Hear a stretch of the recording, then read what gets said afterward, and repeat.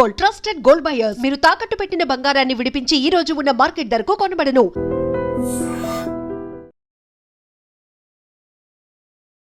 మేనమామను అత్యంత దారుణంగా హత్య చేసి పరారీ అయిపోయాడు మేనల్లుడు.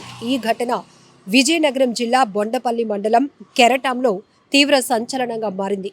అయితే గుట్టు చప్పుడు కాకుండానే ఖననం చేసేసినటువంటి నిందితుడు ఇప్పుడు పోలీసులకు అసలు విషయం తెలియటంతో పరారీలో ఉన్నాడు. అయితే ఈ హత్య వెనుకాతల అనుమానాలకి కారణం అక్రమ సంబంధంగా తెలుస్తోంది. సొంత మేనత్తతో ఈ యువకుడు అక్రమ సంబంధాన్ని కొనసాగిస్తున్నాడు. ఇది మేనమామకి కూడా తెలిసిపోయింది. ఆ నోట ఈ నోట విని మేనమామ కూడా అనుమానపడ్డాడు.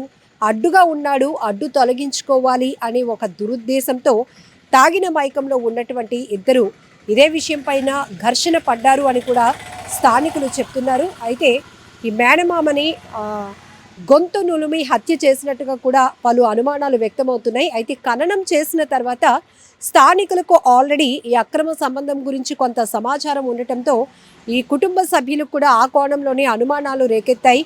ఈ హత్య ఎలా జరిగింది, ఎందుకు ఈ హత్య చేశాడు, ఈ కారణాలపైన పోలీసులు వేగవంతమైన దర్యాప్తు చేయాలనే ఉద్దేశంతో 100 నెంబర్ ద్వారా పోలీసులకు కంప్లైంట్ ఇచ్చారు. ఇప్పుడు బొండపల్లి పోలీసులు ఈ కేసును ఛేదించే పనిలో పడ్డారు.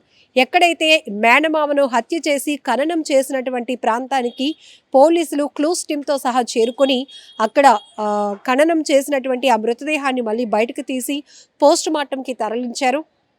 అయితే ప్రస్తుతానికి మేనమామను హత్య చేసినటువంటి అనుమానం అయితే వ్యక్తమవుతోంది పెద్ద ఎత్తున. ఈ కోణంలోనే మేనల్లుడు పరారీలో ఉన్నాడు. పోలీసులు ఆ వ్యక్తిని అదుపులోనికి తీసుకునే ప్రయత్నంలో భాగంగా టీమ్స్గా విడిపోయి అతని కోసం గాలింపు చర్యలు కొనసాగిస్తున్నారు. సో అతను దొరికిన తర్వాత ఈ హత్యకు కారణాలేంటి అనే కోణంలో కూడా పోలీసుల దర్యాప్తు కొనసాగబోతోంది. నిజాలు బయటకు రాబోతున్నాయి.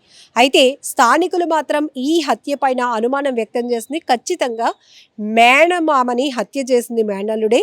దానికి ప్రధాన కారణం మేనత్తతో ఆ యువకుడు పెట్టుకున్నటువంటి అక్రమ సంబంధమే కారణం. దీనిపైన గత కొన్ని రోజులుగా కూడా గొడవలు జరుగుతున్నాయి. ఈ తాగిన మైకంలో ఇద్దరు ఘర్షణ కూడా పడ్డారు. ఈ క్రమంలోనే గొంతు నులిమి చంపేసినటువంటి పరిస్థితి ఉంది అంటూ కూడా అనుమానాలు రేకెత్తుతున్నాయి. ఈ నేపథ్యంలోనే 100 ద్వారా కంప్లైంట్ తీసుకున్నటువంటి బొండపల్లి పోలీసులు ఇప్పుడు ఈ కేసును తమదైన స్టైల్లో ఇన్వెస్టిగేషన్ చేసేందుకు పనిలో పడ్డారు. ఈ క్రమంలో ఒక్కటి మనం ఇక్కడ చూడొచ్చు, అక్రమ సంబంధాల వల్ల ఎన్ని హత్యలు జరుగుతున్నాయి. నేర ప్రవృత్తి చాలా విపరీతంగా పెరుగుతోంది. ఎక్కువ శాతం ఈ వివాహేతర సంబంధాలు, ఆస్తి తగాదాల వల్ల జరుగుతున్న హత్యలే ఎక్కువగా చూస్తున్నాం. అందులో కుటుంబ సభ్యుల్ని అంతమొందించడం అనేది చాలా బాధాకరమైన విషయం.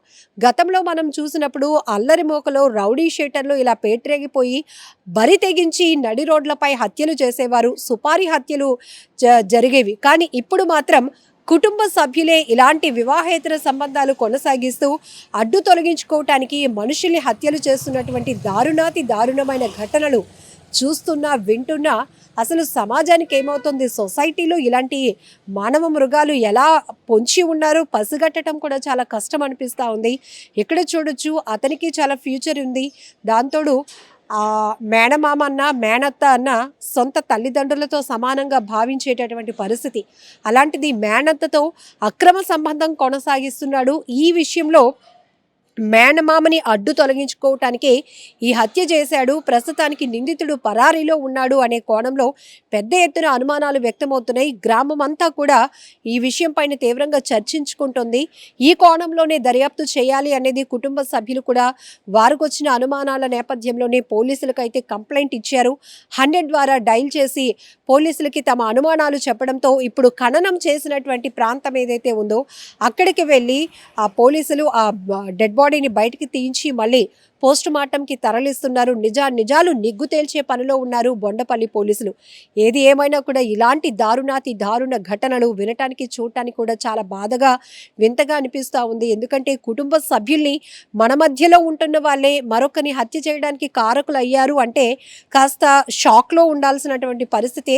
దాన్ని జీర్ణించుకోవడం కూడా చాలా కష్టమవుతోంది. కానీ ఇంత పథకం ప్రకారం ఆ హత్యలుకి తెగబడుతున్నారు అంటే మరి నేర ప్రవృత్తి కావచ్చు, లేకపోతే వాళ్ళలో ఉన్నటువంటి ఆ నేర పూరితమైనటువంటి ఆలోచన దృక్పథం ధోరణి ఎలా ఉందో కూడా మనకి ఇక్కడ అర్థమవుతోంది. ఏది ఏమైనా చాలా బాధాకరమైన ఘటన అని చెప్పొచ్చు. చాలా దారుణమైన ఘటన.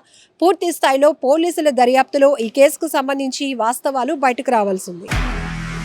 నిజంగా ప్రస్తుతం ఉన్నటువంటి సమాజం దేనికి ప్రయారిటీ ఇస్తుంది? ఆర్థిక సంబంధాల చుట్టూ మాత్రమే తిరుగుతోంది.